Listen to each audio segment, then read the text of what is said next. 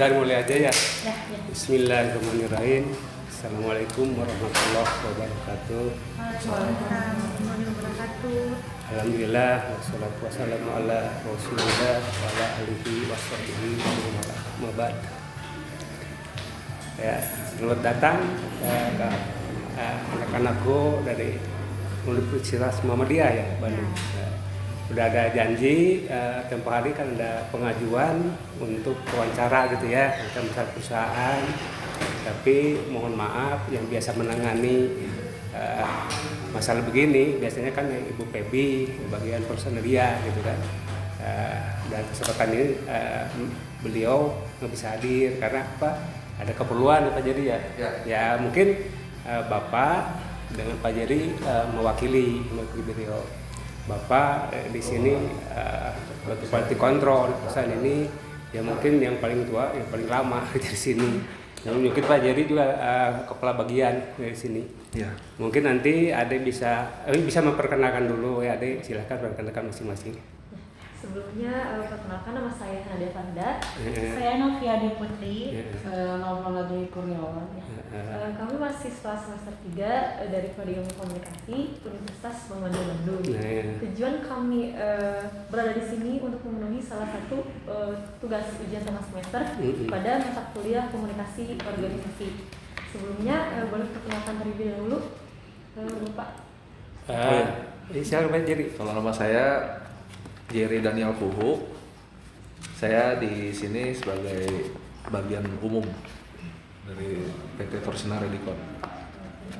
Kalau saya tuh kayak Kurnia Wijaya, quality control di sini ya paling lama aja di sini gitu ya.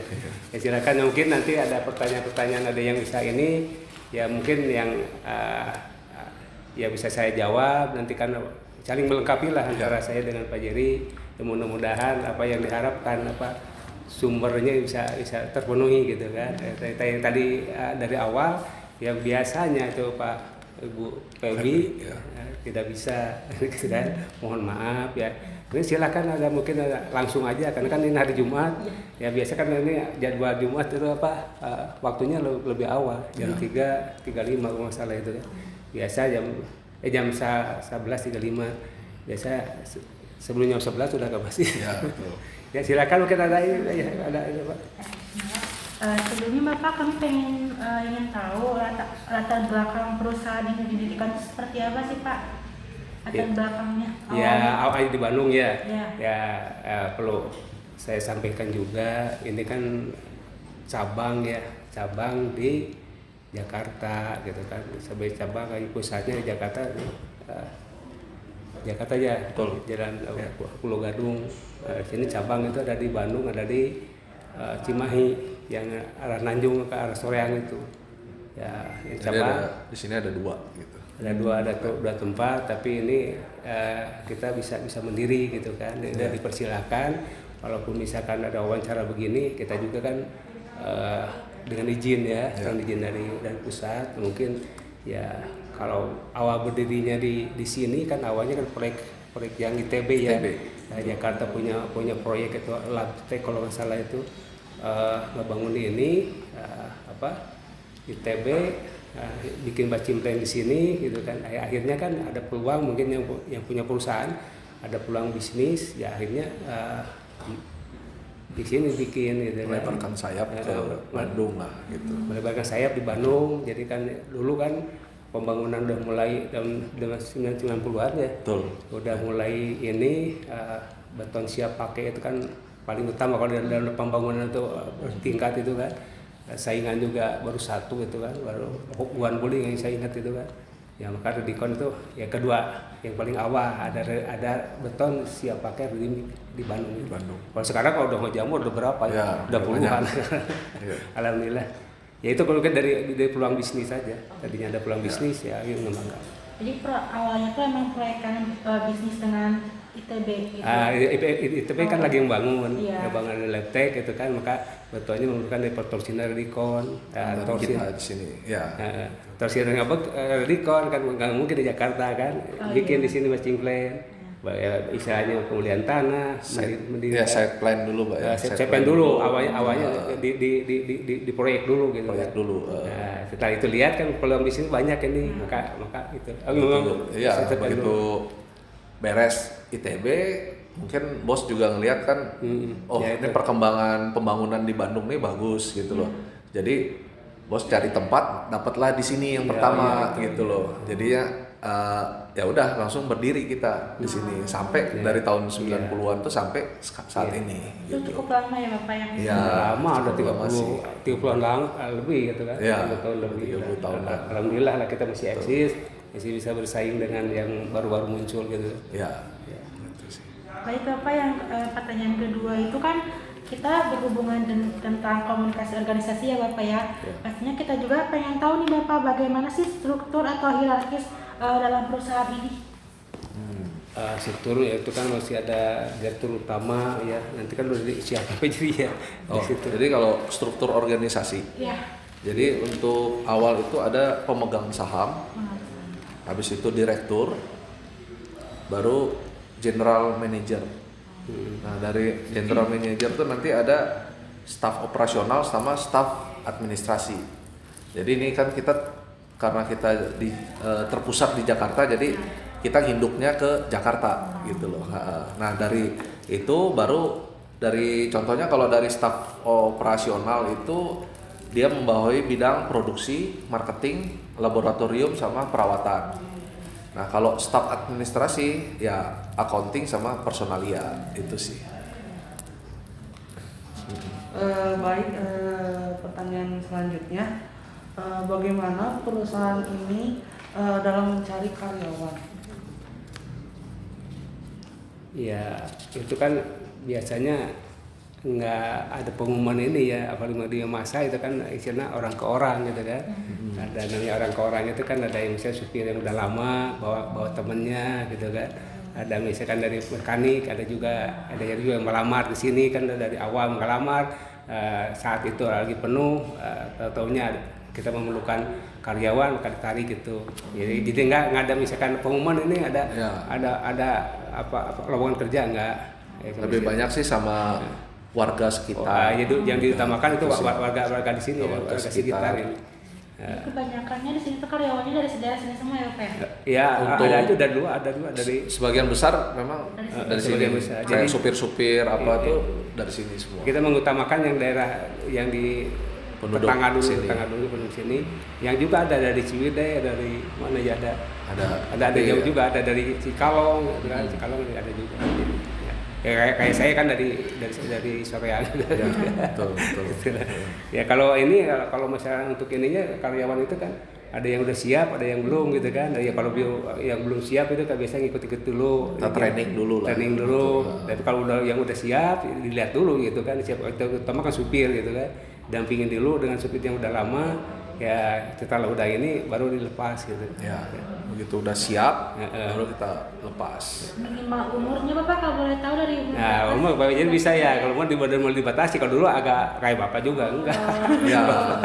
Kalau umur sih ya lulus SMA kita itu ya dari situlah bisa. Terus kalau ya rata-rata sih dari situ, tapi kebanyakan kan kalau yang itu sudah cukup umur lah. Karena treatment yang ini baru sekarang ada umurnya dibatasi ya, nggak ada ini, ya, nggak dibatasi jadi nggak yang udah masa pensiun udah nggak bisa. Kecuali udah yang lama gitu ya, lama. Ya. Gitu. Terus Berhubung dengan pertanyaan yang sebelumnya, pertanyaan selanjutnya, bagaimana aturan tentang pemberian reward dan sanksi kepada para karyawan di perusahaan ini?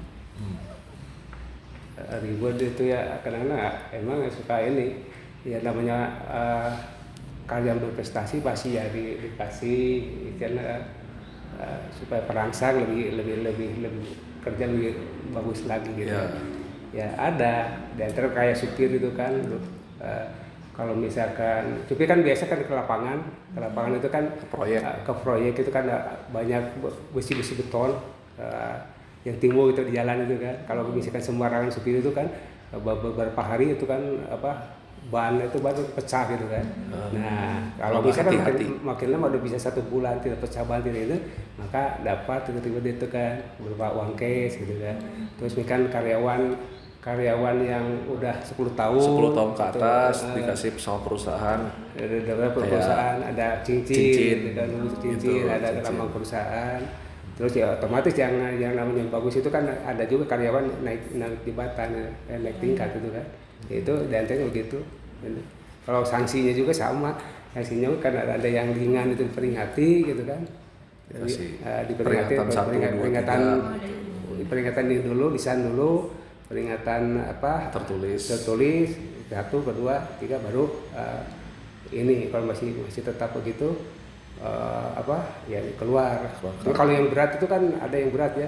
Ada pelanggaran ringan yang tadi ringan. Berkelahi misalnya kalau yang berat itu kan. Berkelahi, mabuk-mabukan, mencuri gitu kan. Narkoba itu. Ya, gitu kan. Itu pelanggaran berat. Yang berat itu. Jadi langsung di-out ya. Itu nggak ada toleransi kalau gitu. Kalau misalnya ringan-ringan ya ada peringatan lisan, tulisan dengan peringatan 1, 2, 3.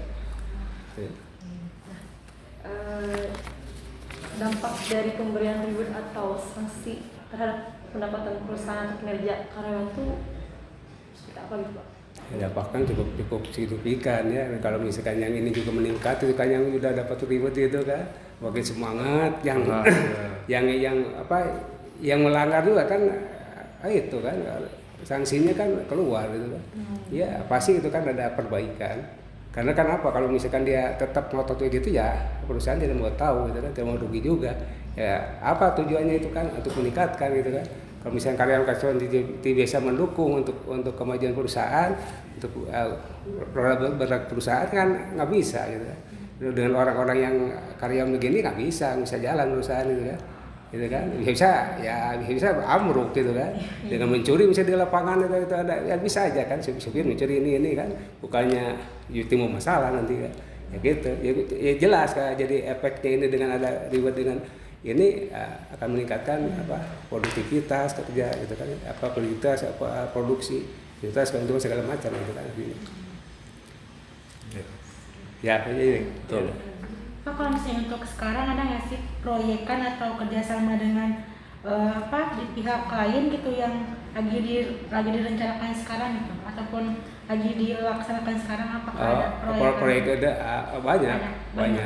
Di antaranya kita dengan Pengtai perusahaan Pengtai yang di Rich Valley yang di Cikancung, Cicalengka. Cicalengka. Itu kita masih berjalan. Dia perumahan-perumahan juga yang Cus ya. Cipta Unggul Sakti yang dekat kantor. Mentari Agung Mandiri. Mentari Agung. Kita lagi juga ada. Itu. Ya, kemarin juga Pak, banyak juga Pak Ibu. Kemarin Pak Jadi itu motor.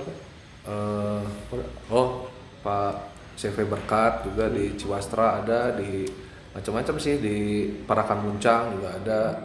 Banyak ya Pak sekarang. Banyak proyek pemerintah, apalagi kan akhir tahun itu kan. Kadang-kadang kan anggaran harus keserap itu kan banyak, PL, ada dana desa, ada PL, itu kan banyak sekali. Karena kan ada kewalahan kita ngatur jadwalnya.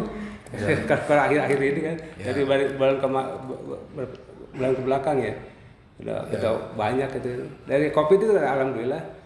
Kemarin kan sempat COVID, kita produksi juga agak karyawan agak sepi begini, belum normal. Karena kan kalau COVID itu kan berapa persen ya, dampak COVID itu kan akhir kan maju udah jalan kan. Terpaksa harus ada efisiensi ini itu bisa penuh ini cuma beberapa orang yang di setup ini ya, karena udah maju COVID ini udah produksi baik lagi, harga BBM itu karena pengaruh perang itu perang Rusia dengan itu pengaruh ya, itu kan peningkatan BBM meningkat, semen meningkat itu kan, harganya itu kan akhirnya kan harga juga naik itu kan, otomatis kan ada goncangan kayak ini. Tapi alhamdulillah sekarang mudah-mudahan ya harapan ke depannya makin maju lagi gitu kan. Kita kan paling tua di sini ya. Perusahaan ini masih bisa bersaing dengan mereka-mereka yang baru pendatang baru gitu kan. Dengan kalau dengan pendatang baru kan dengan segala cara, kalau kita kan dengan istilahnya udah pada tahu karena udah terkenal produksi kita mutunya bagaimana segala macamnya udah pada tahu mereka itu kan, langganan lama. Ya. Nah, Bapak menyinggung tadi kan dengan sekarang kondisi sekarang tuh harga BBM lagi naik ya, otomatis kan dalam produksian juga pasti bakal naik ya Bapak ya. Ya. Nah, bagaimana sikap perusahaan untuk mengatasi kendala? Pasti banyak yang pihak yang kerja sama perusahaan itu pasti banyak yang mungkin ada yang komplain ataupun tawar menawar. Nah, bagaimana cara perusahaan untuk mengatasi hal tersebutnya gitu? Ya pastilah itu kan kalau udah BBM naik otomatis material naik, semen naik, jadi semua naik ya. Kita juga dengan terpaksa ya harus naik juga dikarenakan kan material sudah naik duluan, semen juga udah naik duluan kan. Nah kita menyampaikan ke customer kita dengan ya memang realita kenaikan BBM itu benar ya karena BBM naik itu jadi otomatis juga kita naik ya. Mereka sih rata-rata sudah maklum gitu loh, sudah ngerti lah gitu loh. Dan kita juga hitungannya dari pusat sudah disesuaikan lah dengan kenaikan BBM tersebut gitu. Itu sih. Jadi udah maklum gitu kan. Mereka juga udah maklum, tapi kan ada 1-2 yang istilahnya gini, ada beton yang biasa untuk parkiran mobil motor gitu kan, karena biasanya rencananya mau dicor pakai beton, akhirnya karena harga naik akhirnya pakai paving block gitu kan, ada yang begitu gitu kan. Ya itu kan otomatis kan tadinya kita mau ngecornya ke situ akhirnya pakai paving block jadi nggak ini, itu ada sebagian begitu. Tapi rata-ratanya kebanyakan itu menyesuaikan. Udah semuanya pada tahu kan. Kenaikan bukan akal-akalan ya, perusahaan enggak, karena kan dari besi dari semua ini dari makanan semua kan sama gitu kan, ongkos aja kan naik gitu kan, jadi udah rahasia umum gitu, udah pada tahu gitu kan. Pengaruh COVID, pengaruh perang gitu kan ada, kita sampai nyampe gitu itu gitu. Ya baik Bapak, mungkin dari kami cuma cukup sekian pertanyaan-pertanyaannya. Sebelumnya terima kasih banyak sudah meluangkan waktunya untuk kita. Terus mohon maaf bila di antara kita ada kesalahan baik dari ucapan atau kata dari kita. Ada yang mau tambahin? Mungkin Bapak kita akhirin saja. Cukup sekian dari kami. Assalamualaikum warahmatullahi wabarakatuh. Ya sama-sama ya. Kita juga terima kasih dari Universitas Muhammadiyah Bandung sudah berkunjung ke sini. Mudah-mudahan bisa memuaskan para dari jawaban yang kurang ini. Apabila ini kan nanti bisalah kurang komplit, nanti di belakang nanya-nanya lagi gitu. Barangkali kita juga kan karena tidak biasa ya, biasanya kan ada yang tukang yang suka menyampaikan ya, mungkin ada kekurangan yang disampaikan, kekurangan sama nanti disampaikan, tapi ada kekurangan anak-anak ini ada perlu informasi yang lebih ini ya nanya lagi nggak apa-apa.